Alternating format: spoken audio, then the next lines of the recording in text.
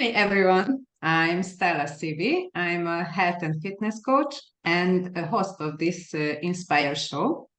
Uh, I always have a guest who can inspire you and motivate you, and usually it's about health and mindset. Hi, today we have our guest, Natalie Fayman. Um Hi, Natalie, how are Hi, you? Stella. Thank you so much for having me. It's an honor to be here. It's honor to me. um, Can you tell me your story? I read it and I think it's interesting.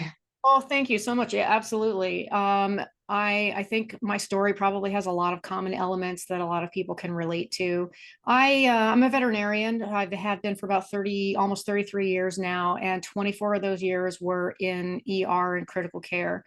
So all throughout veterinary school and all throughout really the first 3 decades of my career, very, very high stress lifestyle. Lots of sleep deprivation, lots of really crappy food, really strained relationships just because of all the demands and all, trying to be in 12 places at once and make everybody happy all the time, which makes nobody happy. So I really kind of developed a lifelong habit of soothing myself with food, soothing my loneliness, my stress, my frustration, everything. Everything was a reason for me to put something in my mouth. And so as time went on, my weight just kept creeping up and creeping up. And then I had tried all the diets and all the workout programs, and they would all work for as long as I could kind of, like white knuckle my way through them. But eventually I would just slide back into my old bad habits, just like a lot of people. And the thing that really changed for me was back in 2019, I was really kind of at my lowest point of like misery and depression and stress. And I just accidentally stumbled across a weight loss group that was run by a life coach, which I had really no experience with life coaching, didn't really know how this would be different from everything I had tried before. But I'm like, well, why not? I haven't tried this yet. And lo and behold, I was blown away because it was all the mindset work was so completely different from what I had experienced before with, diets that just give you a list of food or a number of calories that you can have during the day, or you have to buy their meal replacements or whatever the diet of the week was prescribing at the time. This wasn't anything like that. It was all really about working on my self-esteem and finding better ways to handle my emotions without having to reach for food. And slowly but surely, as I did this work, not only did I start feeling better about myself, but my relationships got better, my stress level went down. I started really feeling a lot calmer, a lot happier, a lot more optimistic about my future. And the happier I became, the less I needed to soothe myself with food. And then the weight loss just kind of happened all by itself. It was like this miraculous side effect. But my whole life got better. And so I realized that this is something that has incredible potential to transform people's lives. And as I was getting to a point in my career where I was just kind of wondering, what am I going to do with the rest of my life? Because I don't think I can keep doing this forever. It just became like this sunbeams through the clouds moment. This is what I was meant to do, to kind of bring this transformation to other people who are struggling and suffering as I was, and just don't know what to do that's different from what they've always done before. And so that is how I came to life coaching. And it's now my privilege to help other people to bring themselves through these dark moments in their lives and to take their own power back and to start feeling better about themselves and building the lives that they actually want to be living. Oh, it's amazing. Thanks. Yeah. So you were eating. Uh, it was actually emotional eating. Oh, yes, Does it? absolutely. Mhm. I think everybody has that favorite distraction that they use to make themselves feel better when they're experiencing any kind of emotional stress. For me, it was food. For a lot of women, it's food, but for some people, it could be alcohol. Some people, it's just shopping, gambling, whatever. People turn to illicit drugs, pornographic addiction. There are any number of ways that we distract ourselves from the way that we're feeling in the moment, and they all kind of come with their price tag. And for me, it was the weight gain. And the more weight I gained, the worse I felt about myself. Therefore, the more I needed to seek relief and find a way to feel better. And it was just became this self-fulfilling downhill spiral. The worse I felt, the more I ate, the worse I felt. And I just, until I discovered life coaching, I did not see my way out of it. And I was kind of resigned to being overweight and miserable for the rest of my life and probably dying a premature death. And my future in my life looks completely different to me now. And that's what I want. I want to bring this message to as many people as possible, that you do have the power to make your life into whatever you want it to be. But it does take, it's a lot of work. It's not an easy fix, but it's the best work that you will ever do in your life. Yes. And that usually people don't know that it is an addiction, eating addiction to sugar or to sugary drinks or something or any other junk food. It's addiction because the company is making that foods to Yeah. be addictive, Yeah, I those think. foods will release the same chemicals in your brain that cocaine and other types of actual hard drugs will. But also, I think what people get addicted to is just that momentary feeling of relief when they don't have to be sitting with their emotional pain, when they can just distract themselves for those few minutes and feel better. That's really all we want when we find ourselves reaching for the ice cream or the chips or whatever our favorite food is to make ourselves feel better. Finding what it is that is causing that pain and finding a better solution. That's the reason why diets don't work, because they tell you what kinds of foods you can eat or how many calories you can have, but it doesn't address the low self-esteem, the self-loathing that a lot of people have to sit with when they're in their most private moments. We need to create better tools to be able to handle those kinds of things, or no matter what we do, it's only going to be temporary. We are working with them on their mindset. Yeah, absolutely. That was, if you had come to me back in 2019 and said that the only way that I was going to be able to lose weight and keep it off was to learn how to have better self-esteem, I would have said that that was ridiculous. I just need to have more self-discipline. I just need to be more consistent with my diet. And I need to not keep sabotaging myself, never really understanding the whole reason I'm sabotaging myself is because I'm so desperate to feel better about myself. And until that point in my life, food was the only way that I knew how to do that. And so you're a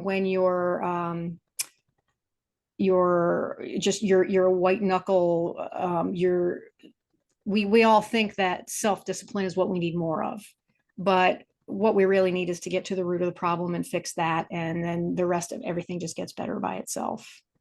So self-discipline is a resource that is exhaustible. It cannot last forever. It's going to run out at some point, and that's when, if you don't have a better solution, you're always going to want to turn back to your old habits.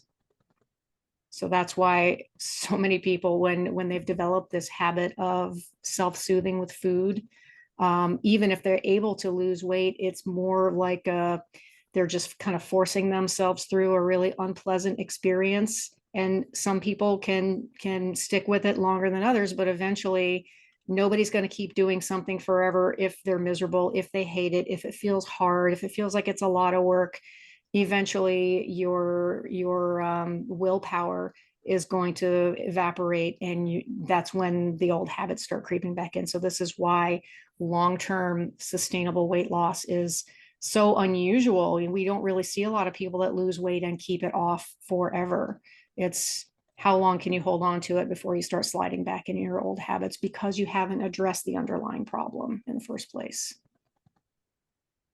But in this our rushing time, we usually stressing about something, and I think it's that if we lower the stress, we can change much more thing in our life. Absolutely. Absolutely. And stress management is something that is really one of my primary areas of focus for that exact reason. Because when stress is accumulating on you, and a lot of us add to it unknowingly just because of our subconscious patterns. But stress is another thing that drives us to eat to feel better. You've had a long, hard, stressful day at work. You haven't had a minute to yourself. You finally get home, you get some peace and quiet. It's 9 o'clock. The kids are finally asleep. You have this tiny little bit of time for yourself. And we just want to turn to the easiest thing that's going to make us feel better quickly. And again, food, alcohol, whatever our favorite distraction is, that's what we turn to. So learning how to manage stress so that it doesn't build up on you, so that you can dissipate it in little bits all throughout the course of the day, instead of letting it all pile up on you at the end of the day, so that when you finally get home, you don't have all that weight of stress and negativity to have to recover from. And what are you advice to your clients to lower their stress? So yeah, so it's not something that I can just like give you the secret and all of a sudden your life is transformed. It's a practice. It has to be learned. It has to be practiced, and it has to be developed over, you know, a reasonable period of time. Just like any new habit that we have, it's not going to take hold on the first day. It takes repetition. It takes consistency.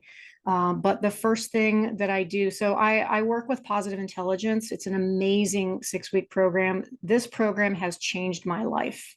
And I wish, my dying wish is that this program would be taught to every school kid in every school across the country, because we would grow up with so much more emotional resilience and emotional intelligence as a society. I can't even imagine what kind of world we would live in if everybody had these skills. But step one is recognizing where our own subconscious patterns are sabotaging us. And for me, a lot of it was one of my top saboteur types is called the hyperachiever. And so I was very driven to be successful my whole life. And so much so that I tied my entire sense of self-esteem to how successful I was. And so if I had a setback, if I had a failure, it was this crushing defeat that just destroyed me and sent me into a tailspin. And then, of course, I would go into this eating spiral to try to make myself feel better. Finally realizing that my self-worth did not depend on what accomplishments and what achievements I had managed to create for myself. That was a huge turning point. But it's like peeling back layers of an onion. Like the more I discover about all the ways I have actually been contributing to making myself feel worse, the more I learn, the deeper I go, the more I find. So just really just being able to kind of have that new perspective, to be able to see how I am actually making things worse for myself emotionally, it allows me to kind of take a step back and reframe. And there are specific mental focus techniques that I've learned to kind of calm and quiet my brain and shift to a more positive way of thinking, where I can now kind of see opportunities. I can see new ways of looking at things. I can see why other people are acting the way they're acting, instead of making it this whole story about how they hate me. They're trying to sabotage me, or they don't like me, you know, whatever the story is that I was telling myself before. I can see with much more clarity they're doing the same thing that I was doing to myself. And now I understand why. So I have a lot more empathy towards other people, have a lot more empathy towards myself. And I can kind of see just new opportunities in my everyday interactions that would have just been closed to me because I had this tunnel vision before. So yeah, it's a long answer to your question, but it is a process, and there's some learning and some work involved. But within 6 weeks, most people have noticed a dramatic shift in their level of happiness, lowering their level of stress, the quality and closeness of the relationships that are important to them, how well they perform under pressure. So it's a new skill. It's basically a whole new operating system for the mind, and it just changes everything. Yes. Probably it's helping with self-talk also, because we are lowering our self-esteem with our negative self-talks. Exactly. Yeah. That is the voice that talks to you inside your head is with you from the day you're born until the day you die, and it's talking to you 24/7. And if that voice is telling me all day, every day, that I'm a failure, nobody likes me, I'm not worthy, I have to work 90 hours a week to prove that I'm valuable and to prove that I have something to contribute, and that's how I have to earn my respect, that is that is going to destroy me. It's going to increase my stress, for one thing, and it's going to drive me into an early grave. It's going to make me a miserable person for other people to be around. It's going to make me a miserable person for myself to be around. So you're absolutely right. Changing that inner voice, the way we talk to ourselves, as that becomes more encouraging and more positive, everything changes, including what you are willing to put up with from other people. When you talk to yourself better and you have more respect for yourself, you're not willing to put up with emotional, verbal, or any kind of other abuse or neglect from other people. Yes, and if you start to be more positive, then what is going out from you, it's more Yeah. positive, not negative thoughts. And negative people will go away probably. It's incredible how I had this whole narrative of being a victim for so many years. Like the whole world was just, all the odds were always stacked against me, and nothing was ever going to work out for me. And I always had to work harder than everybody else if I wanted something. And it's amazing how it just becomes this self-fulfilling prophecy, because all you see is negative. Your interpretation of everything that's happening around you is negative. And it's just like the forces of the universe were aligned against me. But when I learned to start shifting my focus to what is going well, somebody did say something nice to me today, but I just deflected the compliment because I don't know how to take a compliment.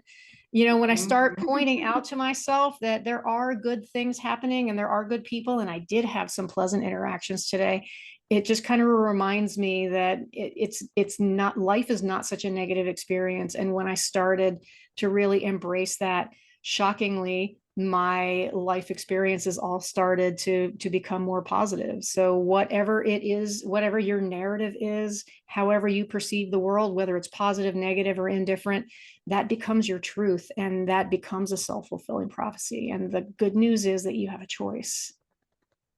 Yes, it all starts Yeah. here, yeah, in our mind. Are you working with women only?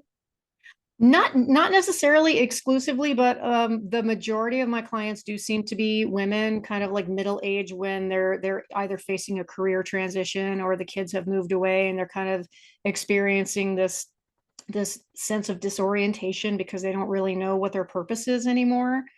But I am also coaching some men who are business people, CEOs of their companies, and the crazy thing is they are experiencing all the same self-doubt and emotional crises that everybody else is. We're all just human beings, no matter what our titles are. We all just really want to feel better about ourselves, and we want to have deep, trusting connections with the people around us. What about women who are working all day and they have kids at home and they always put themselves last Mhm. because their husbands and kids are the most important thing, and they don't have self time, and they are just rushing, stressing, and everything. How can you help them? Yeah, that's a very common problem, and I'm glad you brought that up, because when I call that overgiver syndrome, when you spend years or decades of your life making someone else's needs the whole focus of your existence, never taking care of yourself until everyone else is taken care of, never giving the time and the care and the love to yourself that you give to everyone else.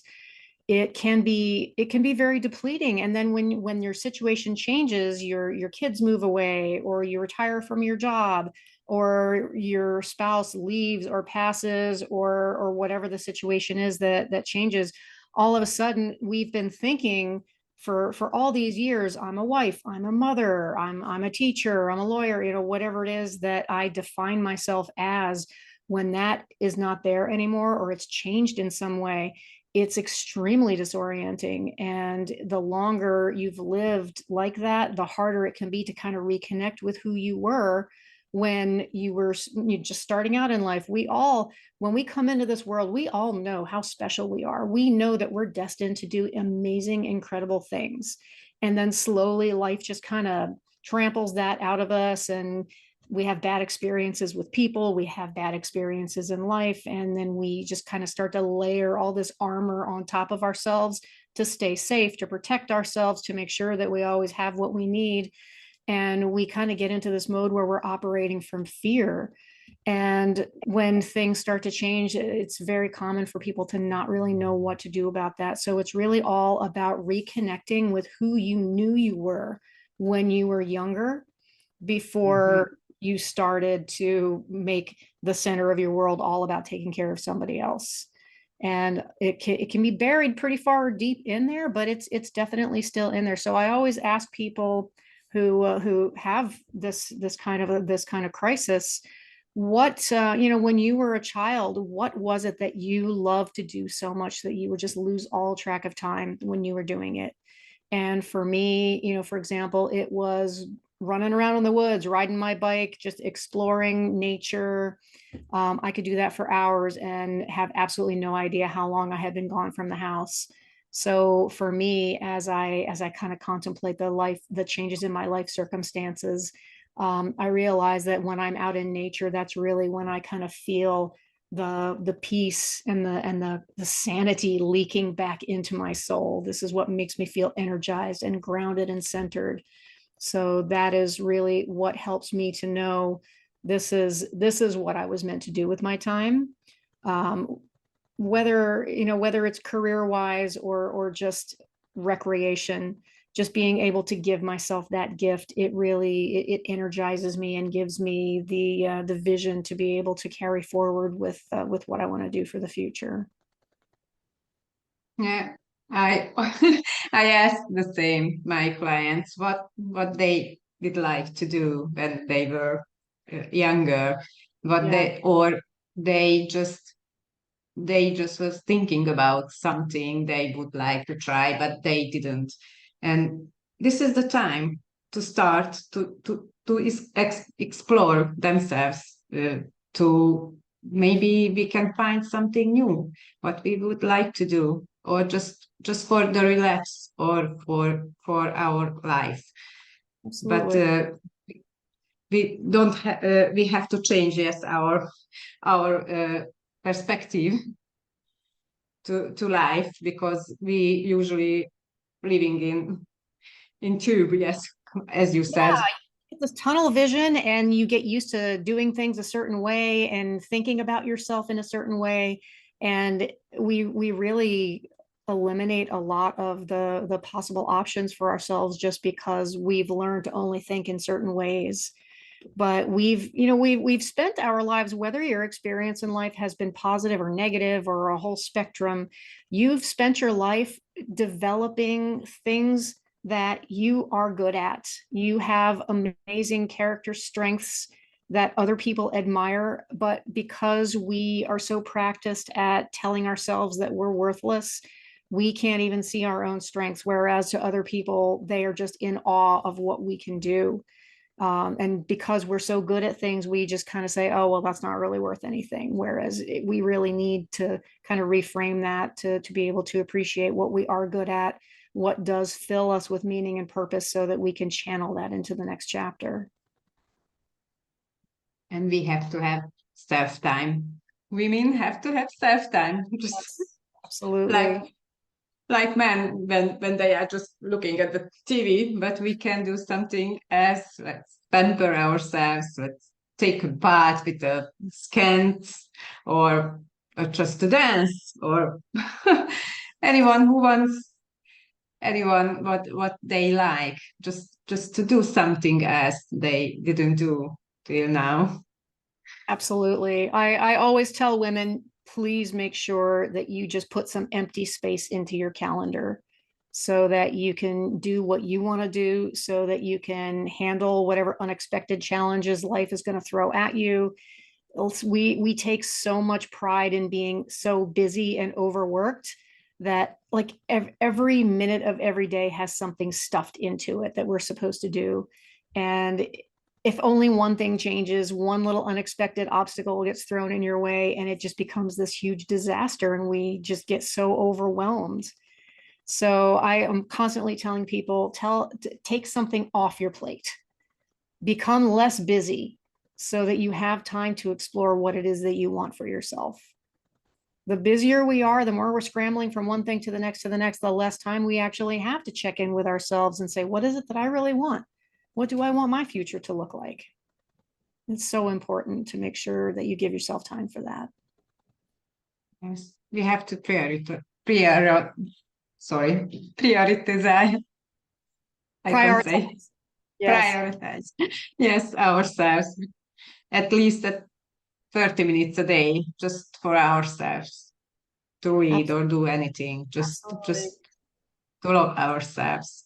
Yes, and 30 minutes a day that you give yourself permission to not worry about your to-do list, to not worry about the spouse or the kids or whoever it is that's expecting you to be somewhere, and to not be second guessing how you handled something that happened yesterday or 2 weeks ago, but to be here and now, not worry about anything, just breathe in the peace and quiet and allow yourself to feel.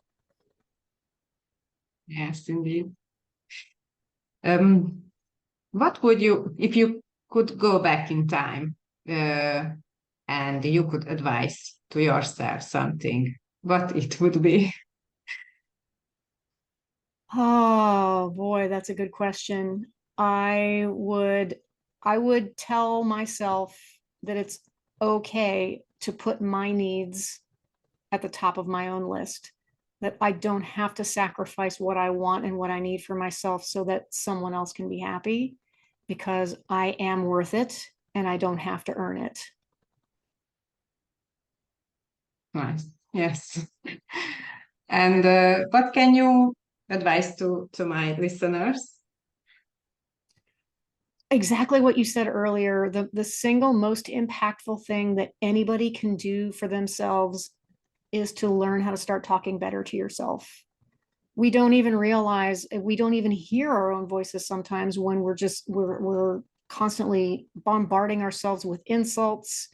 Every time we look in the mirror, we have something mean to say to ourselves, and we become our own worst bullies, and it poisons every part of your life. It poisons your self-esteem, your relationships, all of your experiences.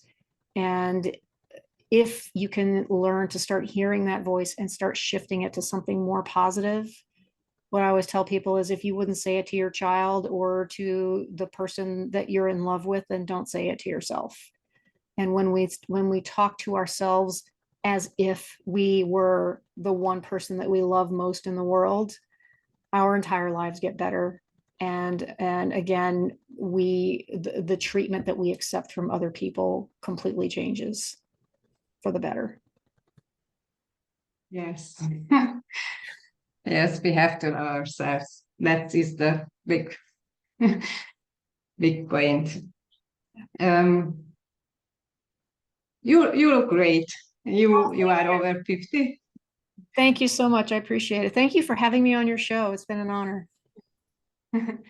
Thank you for coming. And I appreciate you came here. Thank you.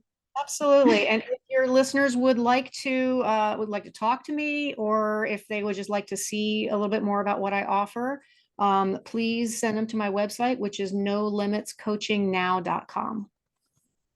Yeah, I will put them. Thank you. Okay. Thank you. Thank you so much. Bye. Have a wonderful day. Thank you.